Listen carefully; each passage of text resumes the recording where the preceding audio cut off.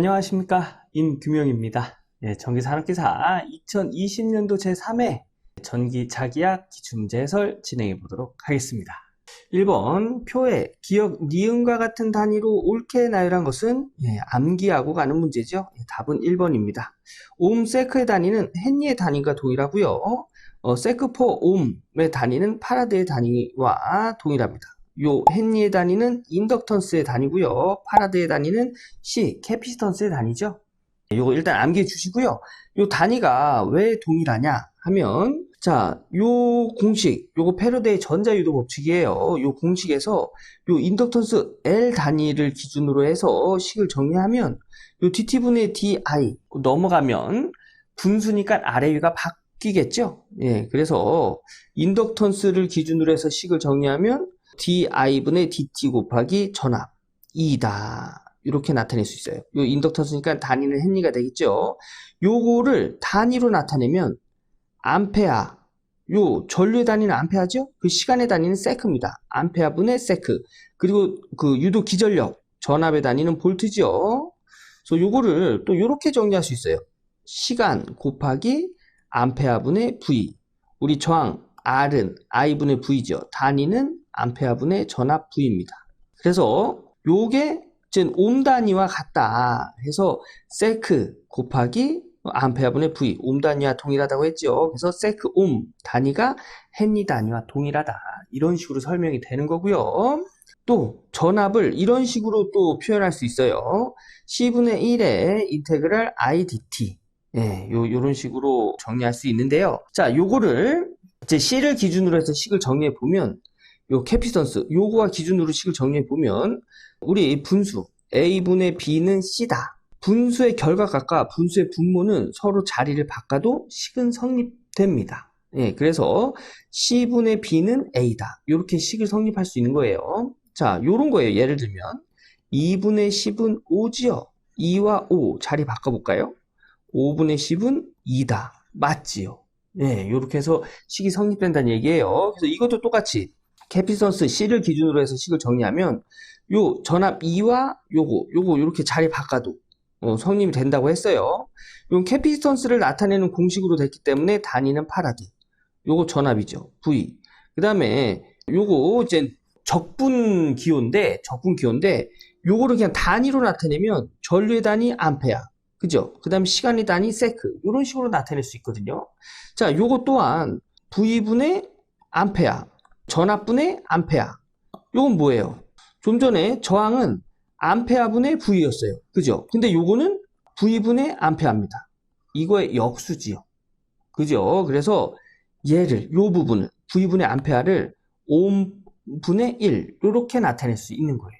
그래서 세크 퍼 옴이다. 요렇게 나타낼 수 있는 거죠. 세크 퍼 옴. 그래서 파라드 단위의 캐피시턴스는 세크 퍼 옴 단위와 같다. 세크 퍼 옴 단위와 같다 해서 파라드 단위가 되는 겁니다. 이런 식으로 이제 설명을 할 수가 있는데, 요거 암기하고 그냥 넘어가셔도 돼요. 제가 지금 말씀드리는 내용들이 바로 이해가 안 간다. 그럼 암기하고 그냥 넘어가셔도 됩니다.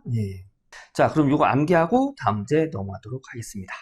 2번, 진공 중에 판간거리가 dm인 무한 평판도체 간의 전이차는 단 각 평판도체에는 면전화 밀도 플러스 시그마 쿨롱 퍼 미터 제곱 마이너스 시그마 쿨롱 퍼 미터 제곱이 각각 분포되어 있다. 자, 이런 거죠. 무한 평판 도체가 아니래요. 그러면 이 평판 이렇게 도체 간에 여기에 평판 간의 거리가 요 거리가 d미터고 여기에 플러스 시그마 요게 이제 면전화 밀도예요. 그죠? 마이너스 시그마 면전화 밀도 이렇게 되어 있고, 이렇게 되어 있을 때 여기 두 평판 도체 간의 전이차를 구해라. 자, 요거 보기를 보니까 공식 찾으라는 문제지요. 요거 암기하고 가는 문제입니다. 답은 4번이에요. 두 개의 무한평판 도체 간의 전이차는 요렇게 나타내요. 요렇게 떨어진 거리 D. 요게 어떻게 나온 거냐면, 자, 전위 V는 전개의 세기에 떨어진 거리 뭐 R로 나타낼 수도 있고요. 여기는 떨어진 거리가 D니까 D로 나타낸 거예요. 무한평판 도체에서의 전개의 세기는 유전율 분의 면전화 밀도로 나타낼 수 있어요. 여기다가 떨어진 거리 D를 곱해준 게 전이다. 그래서 답은 4번 암기하고 가는 문제라고 했습니다. 두 개의 무한평판 도체 간의 전이차 이렇게 나타낸다는 거 암기. 그래서 추가적으로 하나 더 암기해야 될 사항이 두 개의 무한평판 도체 간의 전개의 세기는 유전율 분의 면전화 밀도로 나타낸다. 암기하고 다음 문제 넘어가도록 하겠습니다. 3번 어떤 자성체 내에서 자개의 세기가 800A/m이고 자속 밀도가 0.05 웨버/미터 제곱일 때 이 자성체의 투자율은 몇 헨리/미터인가? 자, 투자율 물어봤네요. 투자율. 자, 요 내용은 요 공식 자속 밀도는 투자율 곱하기 자개의 세기로 나타낼 수 있거든요. 문제에서 뭐 물어봤어요? 투자율 물어봤죠. 그래서 투자율을 기준으로 해서 식을 정리하면 투자율과 곱해진 자개의 세기는 넘어가면 나눠줘야 돼요. 그죠? 그래서 자개의 세기 분의 자속 밀도. 문제에서 자개의 세기 800, 자속 밀도 0.05. 요 공학용 계산기로 계산하면 이때 투자율은 6.25 곱하기 10의 마이너스 5승 헨리/미터다 라는 걸 알 수가 있습니다. 그래서 답은 4번이 되겠네요. 4번. 요 자속 밀도 구하는 공식 요거 암기하고 있어야 되겠죠? 네. 그리고 여기서 한 가지 더 알고 넘어가면 좋은 게 여기 자개의 세기 있죠? 자개의 세기를 기준으로 해서 나타나면 투자율이 넘어가서 나눠줘야 돼요. 그죠? 투자율 분의 자속 밀도로 나타낼 수 있다. 이것도 하나 알아두세요. 단위는 암페어/미터가 되겠네요. 자개의 세기니까. 암페어/미터, 암페어/턴/미터 똑같은 얘기예요. 요거까지 암기하고 요거 직접 풀어보신 후에 다음 문제 넘어갈게요. 4번 자기 인덕턴스의 성질을 설명한 것으로 옳은 것은 답은 2번이 되겠습니다. 항상 정의값을 갖는다. 자기 인덕턴스는 마이너스 값이 없어요. 이것도 암기하고 넘어갈게요. 자, 이거 암기하고 다음 문제 넘어가도록 하겠습니다. 5번 자기 회로에 대한 설명으로 틀린 것은 답은 3번입니다. 이것도 암기하고 가는 문제죠. 자기 저항은 투자율 곱하기 면적분의 그 길이로 나타낼 수 있고요. 자속은 길이분의 투자율 곱하기 면적 곱하기 거수 곱하기 전류로 나타낼 수 있는데 여기 보면 여기 길이분의 투자율 곱하기 면적 자기 저항의 역수죠. 그래서 이렇게 계산된 게 이제 자기 저항 분의 1로 이렇게 정리를 해서 자기 저항 분의 건수 그냥 감기 건수예요. 건수 곱하기 흐르는 전류 이렇게 나타낼 수 있고요. 이렇게 계산한 게 기자력이 되겠습니다. 흐르는 전류 곱하기 건수가 이제 기자력을 나타내서 자속은 자기 저항분의 기자력이다 이렇게 나타낼 수 있고요. 자기 저항을 기준으로 해서 식을 나타내면 얘와 결과값, 분수의 분모와 결과값 자리 바꿔도 되죠. 그래서 이렇게 정리를 할 수가 있어요. 그래서 자기 저항은 자속 분의 기자력인데 3번은 기자력 분의 자속이라고 했죠. 그래서 틀린 설명이 되는 거예요. 그래서 틀린 설명은 3번이 되고요. 1, 2, 4번 한번 읽어보시고 다음 문제 넘어가도록 하겠습니다. 1, 2, 4번은 자기 회로에 대한 옳은 설명이 되겠죠. 한번 읽어보시고 다음 문제 넘어갈게요. 6번 비유전율이 2.8인 유전체에서의 전속 밀도가 이렇게 주어졌을 때 분극의 세기는 약 몇 쿨롱/미터 제곱인가? 자, 문제에서 물어보는 게 이제 분극의 세기 물어봤습니다. 자, 분극의 세기 공식으로 나타내면 공기 중의 유전율 곱하기 비유전율 마이너스 1의 전개의 세기 이렇게 나타낼 수 있는데 문제에서는 전개의 세기를 주지 않고 전속 밀도를 줬어요. 그죠? 그래서 전속 밀도를 적용해서 구할 수 있는 분극의 세기 공식으로 바꿔줘야죠. 자, 이렇게 바꾸는 거예요. 요렇게 곱하면 공기 중의 유전율 곱하기 비유전율 곱하기 전개의 세기. 그 다음에 요렇게 곱하면 마이너스 공기 중의 유전율 곱하기 전개의 세기 이렇게 정리할 수 있죠. 자, 여기서 이제 전속 밀도로 정리가 돼야 되는데 자, 이런 공식이 있습니다. 전속 밀도 D는 유전율 곱하기 전개의 세기. 요 유전율은 공기 중의 유전율 곱하기 비유전율 이렇게 정리할 수 있지요. 그래서 공기 중의 유전율 곱하기 비유전율 곱하기 전개의 세기. 그래서 전속 밀도는 이렇게 나타낼 수 있다는 얘기예요. 요렇게. 그래서 요게 전속 밀도 D가 되고요. 요 부분은 요렇게 정리할 수 있는데 어떻게 요렇게 정리가 되냐. 자, 요 식을 전개의 세기 2를 기준으로 해서 식을 정리해 볼까요? 요거 가지고 해볼게요. 전개의 세기 2를 기준으로 해서 식을 정리하면 공기중의 유전율 곱하기 비유전율 넘어가서 나눠주면 되죠. 그래서 전개의 세기 2는 공기중의 유전율, 비유전율분의 전속밀도다. 이렇게 나타낼 수 있어요. 그럼 여기서 얘를 이렇게 나타내주면 이런 식으로 정리가 되겠죠. 그죠? 이런 식으로. 그래서 얘랑 이렇게 약분이 되면 이제 이런 식으로 정리가 되고 D 똑같이 들어가 있으니까 D로 묶으면 식은 이렇게 정리할 수 있습니다. 그래서 이렇게 정리할 수 있는데 이게 좀 어렵다 하면 분극의 세기는 이렇게도 나타낼 수 있고 이렇게도 나타낼 수 있다. 두 가지 공식 암기하시면 돼요. 그래서 요 공식으로 전속밀도가 들어가 있는 이 공식으로 정리해 보면 전속밀도 문제에서 3 곱하기 10의 마이너스 7승 줬죠? 적용하고 1 마이너스 비유전율 2.8 줬습니다. 2.8분의 1 이렇게 적용해서 공학용 계산기 누르면 이때 분극의 세기는 1.93 곱하기 10의 마이너스 7승 쿨롱 퍼 미터 제곱이다 라는 걸 알 수가 있어요. 그러면 답은 1번이 되겠네요. 1번.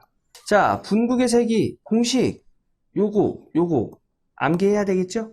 암기하고 직접 풀어보신 후에 다음 문제 넘어갈게요. 7번 전개의 세기가 5 곱하기 10의 2승 볼트 퍼 미터인 전개 중 8 곱하기 10의 마이너스 8승 쿨롱의 전하가 놓일 때 전하가 받는 힘은 자, 전하가 받는 힘 쿨롱의 법칙 이용하면 되겠지요. 쿨롱의 법칙 4파이 입실론 아래 제곱 분의 Q1 곱하기 Q2 요 공식은 여기 4파이 유전율 곱하기 떨어진 거리 아래 제곱분의 Q1 요게 뭐예요? 전개의 세기 2의 공식이죠. 그죠? 그래서 전개의 세기에다가 영향을 받는 힘을 받는 전하량을 곱해주면 요게 쿨롱의 법칙에서의 전하에 작용하는 힘을 구하는 공식과 동일하다는 얘기예요. 그래서 문제에서 전개의 세기 줬죠. 전개의 세기 곱하기 전하량 힘을 받는 전하량 8 곱하기 10의 마이너스 8승 요 공학용 계산기로 계산하면 이때 힘은 4 곱하기 10의 마이너스 5승 뉴턴이다 라는 걸 알 수가 있습니다. 그래서 답은 4번이 되겠습니다. 쿨롱의 법칙 공식 전개의 세기 곱하기 전하량과 동일한 공식이라는 거. 요거 암기해야 되겠죠? 요거 암기하고 직접 풀어보신 후에 다음 문제 넘어갈게요. 8번 지름이 2mm의 동선에 파이 암페어의 전류가 균일하게 흐를 때 전류 밀도는 몇 암페어 퍼 미터 제곱인가? 자, 전류 밀도는 전류 값에다가 면적을 나눠서 구합니다. 면적.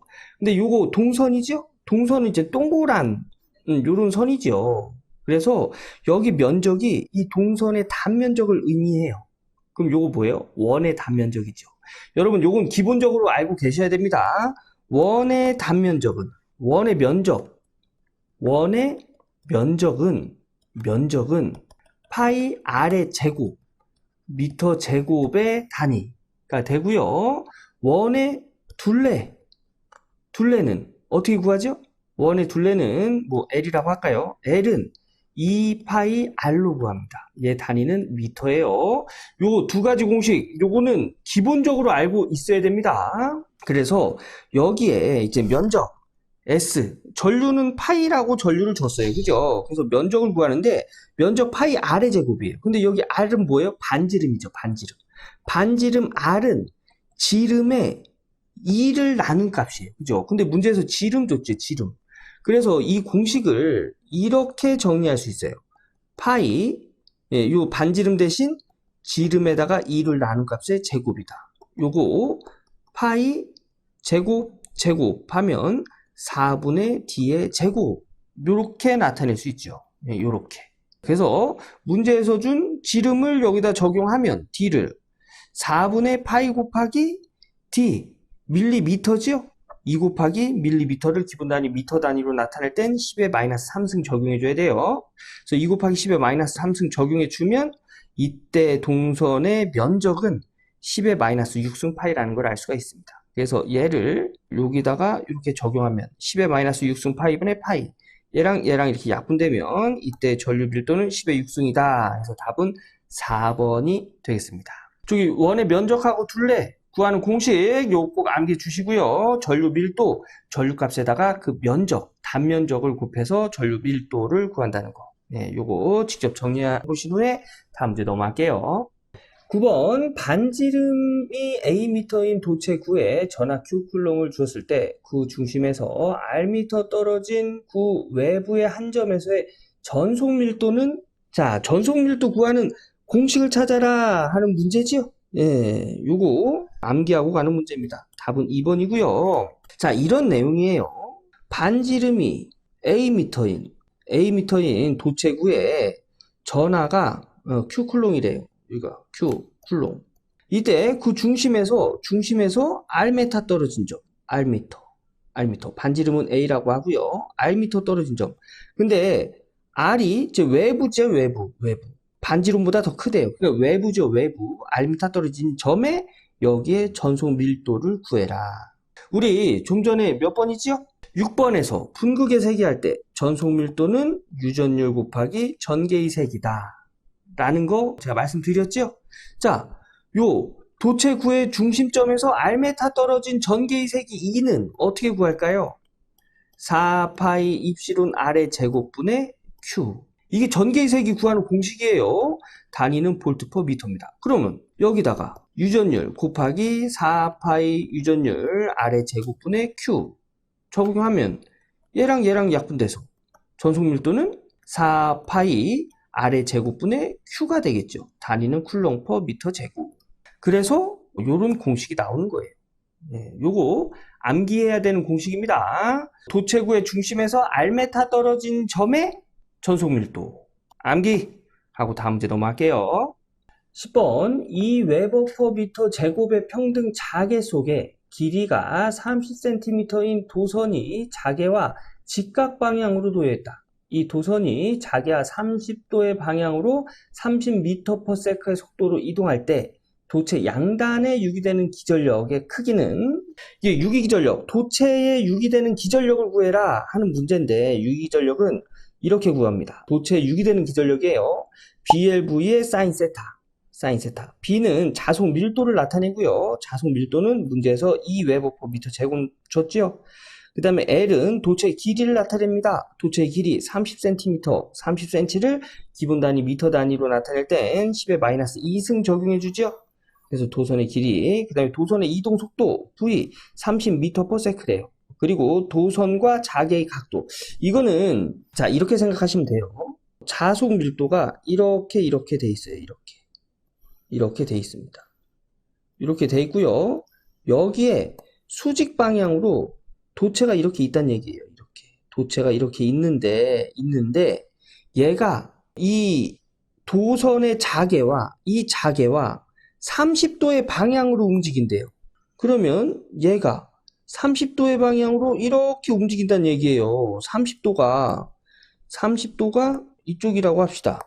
30도가 여기서 한 요 정도라고 합시다. 요 정도. 그러면 이 도체는 요 30도 방향으로 요렇게 움직이는 거예요. 그러면 이 도체와 여기 자속이 만나는 각도는 몇 도일까요? 90도예요? 아니죠. 요렇게 움직이니까 이 도체와 자속이 만나는 각도는 이 각도 30도가 되는 거예요. 그래서 요 세타가 도선과 자개가 만나는 각도거든요. 그래서 요게 30도가 되겠습니다.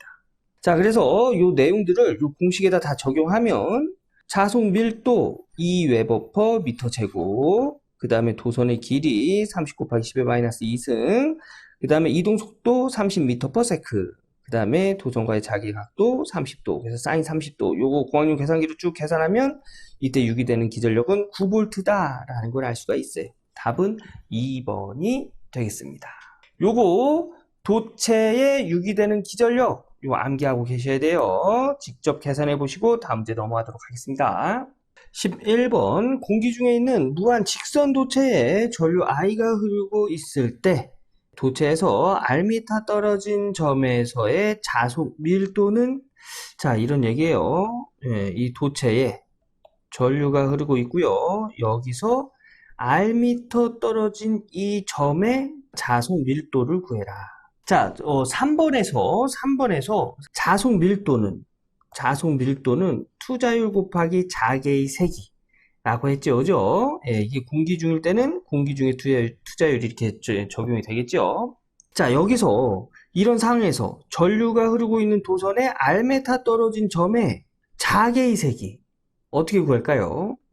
요거는 2파이 R, 자개의 세기 H는 2파이 R분의 I, 예, 암페아 턴 퍼 미터로 구할 수가 있습니다. 그래서 요 자개의 세기를 여기 자속 밀도 구하는 공식에다가 딱 적용을 하면 식은 요런 식으로 정리가 되겠습니다. 그래서 요것과 같은 걸 찾으면 2파이 R분의 투자율 곱하기 전류값 4번에 있네요. 이 문제 역시 암기하고 가는 문제가 되겠죠. 공식 찾는 문제예요. 전류가 흐르는 도선에서 R메타 떨어진 점의 자속 밀도 이렇게 구하고요. 이 자속 밀도는 자개의 세기에다가 투자율을 곱한 값으로 해서 정리된 공식이다. 요거 암기 자속 밀도 공식 암기해 주고요. 자개의 세기 요 공식도 암기하고 가야 되겠죠. 암기하고 다음 문제 넘어가도록 하겠습니다. 12번 무한평면 도체로부터 D미터인 곳에 점전화 Q 쿨롱이 있을 때 도체 표면상에 최대로 유도되는 전하 밀도는, 자, 요 문제 암기하고 가는 문제예요. 무한평면 도체로부터 D메타 떨어진 점에서, 이 점에서 도체 표면상에서 최대로 유도되는 전하 밀도를 구해라 하면 답은 1번입니다. 요거 암기하는 겁니다. 암기. 자, 요게 나오는 이유는 이래요. 무한평면 도체의 전하 밀도 구하는 공식은 이렇거든요. 좀 암기하기 힘들겠죠. 그죠? 예, 그래서 암기하라고 말씀드린 거예요. 여기서 전하 밀도가 최대로 되기 위해서는 요 X미터 있죠. 요 X미터가 0이 될 때가 전하 밀도가 최대가 됩니다. 그래서 얘 0을 적용해요. 0을 적용하면 이제 식은 요런 식으로 정리가 되고요. A의 제곱에 뭐 세제곱이다. 그러면 요거는 A의 2 곱하기 3 이렇게 해서 A의 6승이다. 이렇게 계산하는 거예요. 요것도 역시 D의 제곱에 2분의 3승이죠? 그럼 곱하기 2분의 3 하면은 얘 약분되고 D분의 3승만 남습니다. 네, 그래서 2파이 D의 3승 분의 Q 곱하기 떨어진 거리 D 이런 식으로 정리가 되고요. D의 3승은 D가 3번 곱해진 거예요. 그죠? 얘랑 약분되면은 D가 3번 곱해진 거니까 약분되면은 이제 D가 이제 2개밖에 남지 않죠. 그죠? 그래서 마이너스 2파이 D의 제곱분의 Q다. 네, 요런 식으로 정리가 되는 거예요. 그래서 답은 1번인데 요거 문제 나오면 똑같이 나와요. 네. 무한평면 도체에서 D메타 떨어진 점에 전하가 있을 때 이때 도체 표면상에 최대로 되는 전하 밀도의 크기 1번입니다. 암기하고 다음 문제 넘어갈게요. 13번 성간전압이 66,000V인 두 개의 평행 왕복 도선에 10kA의 전류가 흐르고 있을 때 도선 1m마다 작용하는 힘의 크기는 몇 뉴턴 퍼 미터인가? 단 도선 간의 간격은 1m이다. 자, 이런 내용입니다. 여기 두 개 도선이 이렇게 있는데요. 여기 성간전압이 요 성간의 전압이 66,000V고 6,000V고 왕복 도선이래요. 그럼 왔다가 가는 거죠. 이쪽으로 10kA가 흐르고요. 이쪽으로 10kA가 흐른다는 얘기예요. 예, 왕복 도선이니까 흐르고 있을 때 도선 1m마다 작용하는 힘, 1m마다 작용하는 힘의 크기, 이때의 힘은 어떻게 구해요? 예, 요렇게 구합니다. 2파이 R분의 투자율 곱하기 여기 흐르는 전류값, 예, 왕복도선이니까 두 개의 전류값의 크기가 동일하겠죠? 그래서 여기 I1, I2 크기가 같으니까 I 제곱 요렇게 정리해도 되겠네요. 자, 그리고 도선 간의 간격, 이 간격은 1m랍니다. 1m. 자, 그러면 요런 내용들을 요 식에다가 적용해 보면 2파이 곱하기 요 R이 도선 간의 간격이에요. 그럼 1m 분의 요 중간에 이제 공기가 있죠, 공기. 그래서 요 투자율은 공기 중의 투자율을 적용을 해야 돼요. 공기 중의 투자율은 4파이 곱하기 10의 마이너스 7승 파라드 퍼 미터가 되겠죠. 그래서 투자율 4파이 곱하기 10의 마이너스 7승, 그 다음에 전류값의 제곱, 전류가 10 킬로암페어니까 기본 단위 암페어 단위로 환산하면 10의 3승 적용해 줘야 되겠죠? 10 곱하기 10의 3승의 제곱. 요거 공학용 계산기로 계산하면 답은 20N/m라는 걸 알 수가 있겠네요. 네, 그래서 답은 3번. 여기 평행한 두 도선 간에 작용하는 힘. 요거 잘 나오는 공식이니까 꼭 암기하고 계셔야 됩니다. 요 암기하고 다음 문제 넘어갈게요. 요것도 직접 풀어보셔야 돼요. 14번 무손실 유전체에서 평면 전자파의 전개 E와 자개 H 사이의 관계식으로 옳은 것은 이것도 역시 암기하고 가는 문제입니다. 답은 1번이 되겠고요. 이 공식은 이제 고유 임피던스 계산하는 공식에서 유도할 수가 있는데요. 고유 임피던스 자개분의 전개로 나타낼 수 있고요. 루트 유전율분의 투자율로 나타낼 수 있어요. 근데 여기서 뭐예요? 여기는 자개의 세기를 기준으로 해서 식을 다 정리해놨죠? 보기에서는. 그래서 이 공식 가지고 이 자개의 세기를 기준으로 해서 식을 정리하면 분수의 분모값과 결과값 서로 자리 바꿔도 된다고 했죠. 그래서 요거를 요렇게 나타낼 수 있어요.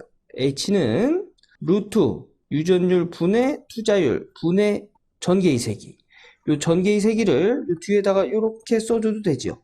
네. 요건 무슨 뜻이에요? 요거의 역수란 얘기죠. 그러면 아래 위가 바꿔주면 아래 위를 분자 분모를 바꿔주면 루트 투자율 분의 유전율 요렇게 바꿔줄 수가 있겠죠.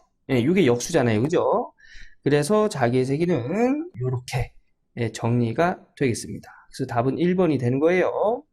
요 공식 암기해야 되겠죠? 예, 암기하고 다음 문제 보도록 하겠습니다. 15번 대전도체 표면의 전하 밀도는 도체 표면의 모양에 따라 어떻게 되는가? 자, 이것도 암기하고 가는 문제인데요. 답은 1번입니다. 곡률이 작으면 작아진다. 이게 무슨 뜻이냐면, 자, 전하 밀도는 뾰족한 곳에 전하 밀도가 가장 큽니다. 뾰족한 곳에. 요 뾰족하다는 얘기는 곡률이 크다는 얘기거든요. 여기서 얘기하는 제 곡률은 뭐냐면, 꺾어진, 휘어진 정도를 곡률이라고 해요. 그래서 원이 이렇게 있으면, 요렇게 휘어진 정도. 요 정도를 곡률이라고 하는데 요게 이렇게 꺾어질수록 곡률이 크다 이렇게 얘기하는 거예요. 꺾어질수록. 그러면 이렇게 뾰족하게 꺾어지면 곡률이 굉장히 큰 거죠. 그죠? 그래서 뾰족한 곳에 곡률이 큰 곳에 전하 밀도는 크다. 이제 그런 뜻인데 반대로 얘기하면 곡률이 작으면 전하 밀도는 작아지겠죠. 그래서 1번이 맞는 거예요. 네, 1번이 맞는 설명이 되고요. 자, 2번 곡률 반지름이 크면 커진다? 자, 곡률 반지름을 한번 키워볼까요? 곡률 반지름은 뭐냐면 여기에서 이 원이 이렇게 있어요. 여기 이렇게 원이 이렇게 있는데 여기서 곡률은 요 휘어진 정도라고 했죠. 이 휘어진 정도를 원을 만들었을 때의 반지름. 근데 반지름을 키워볼까요? 이 원을 점점 크게 만들면 네, 너무 찌그러졌나요? 이 원을 점점 이렇게 크게 만들면 요 곡률은 점점 평지가 되겠죠. 그죠? 작은 공이랑 지구처럼 큰 공의 표면을 보면 지구처럼 큰 공은 요게 평평하다고 보여지잖아요. 그죠? 그래서 곡률이 작아져요. 구가 점점 커질수록. 그래서 구가 커진다는 얘기는 반지름이 점점 커진다는 얘기죠. 그래서 곡률 반지름이 커지면 곡률은 작아집니다. 곡률이 작아지면 전하 밀도는 작아지겠지요.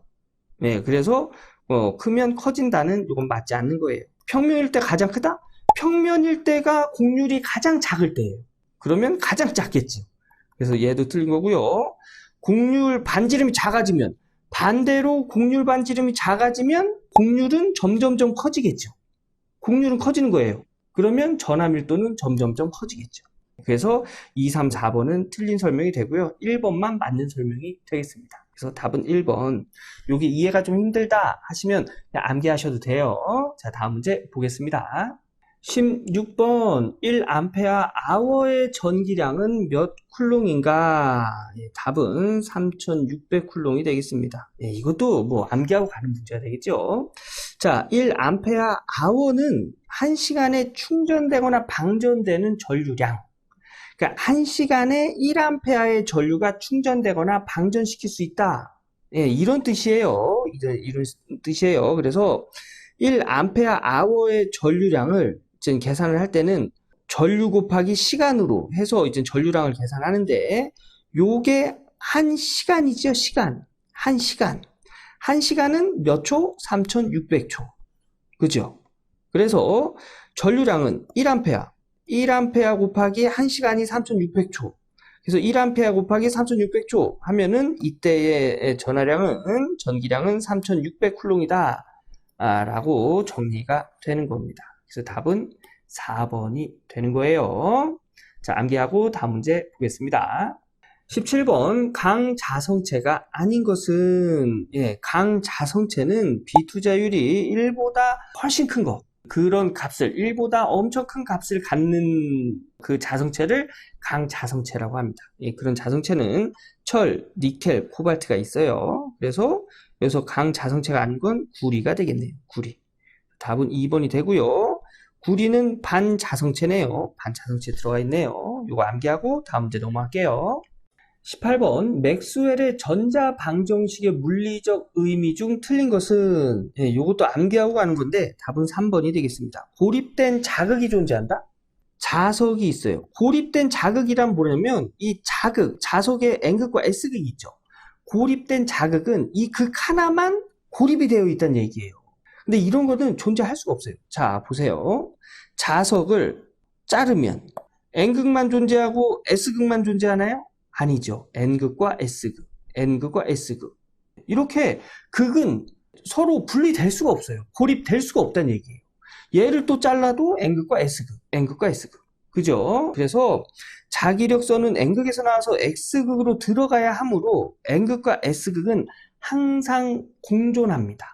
공존해요. 그래서 즉 고립된 자극은 존재하지 않는다. 그래서 답은 3번이 정답이 되겠습니다. 자, 다음 문제 볼게요.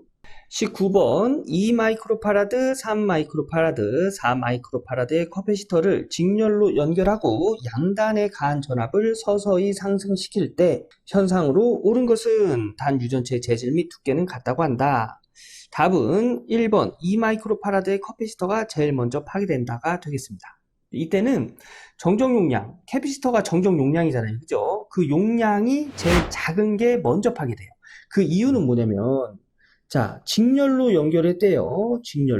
직렬로 이렇게 연결하고 여기 단자에 전압을 서서히 상승시키면 이 커패시터가 하는 역할이 뭐냐면 전하를 충전하는 역할을 하거든요. 전하를 충전하는 역할을 하는 거예요. 여기서 전압을 상승시키면 여기에 충전되는 전하량이 점점점 많아집니다. 이때 이 커패시터 용량, 이게 저 커패시터 용량이에요. 전하를 담을 수 있는 용량이라고 보시면 돼요. 전압을 슬슬슬 올리면 여기다가 점점 많은 전하들이 여기 담길 건데 이 용량이 작으면 더 이상 담길 전하, 그 공간이 없는 곳에 전하가 계속 들어오면 뽕 하고 터져버리겠죠. 그래서 전하를 담을 수 있는 크기가 제일 작은 거, 정정 용량, 요 커패시터 용량이 제일 작은 것부터 파괴가 됩니다. 그래서 1번이 정답이 된 거예요. 자, 다음 문제 보겠습니다.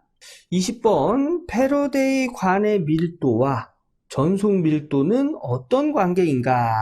자, 패러데이 관의 밀도와 전속 밀도는 동일합니다. 이거 암기하고 가는 거예요. 패러데이 관이 뭐 어떻게 생겼고 뭐 하는지 이게 중요한 게 아니에요. 패러데이 관의 밀도와 전속 밀도는 같다. 요게 중요한 거예요. 암기. 요 문제도 자주 나오는 거니까 암기해 주세요. 자, 이렇게 해서 전기산업기사 2020년도 제3회 전기자기학 기출문제 풀어봤습니다. 여러분 영상 끝났다고 해서 책 딱 덮고 끝 하지 마시고요. 1번부터 20번까지 내가 이해가 좀 어렵더라도 문제와 답 정도 암기해 주시고요. 해설 한번 읽어보시고요.